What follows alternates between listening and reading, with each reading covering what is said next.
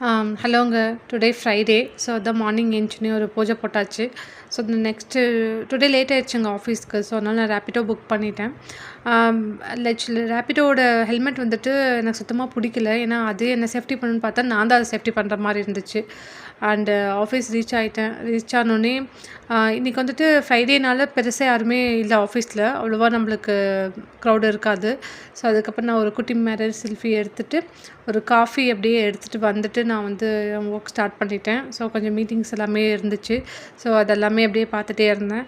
என்னுடைய டீம்மேட்ஸ் வந்துட்டு கொஞ்சம் வரதுக்கு லேட் ஆகும் அப்படின்னு சொன்னாங்க. ஸோ என் சைட்லேருந்து கொஞ்சம் சப்போர்ட் எல்லாமே சில டீமுக்கு தேவைப்பட்டுச்சு. அதெல்லாம் பண்ணிகிட்டுருந்தேன்.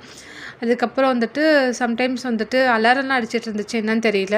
ஸோ நெக்ஸ்ட்டு என் டீம்மேட்ஸ் வந்துட்டாங்க. வந்தோனே அவர் வந்து ஒரு சாக்லேட் தந்தாரு. அத நான் வந்து எடுத்துட்டு வீடியோ எடுத்துட்டு இருந்தேன்.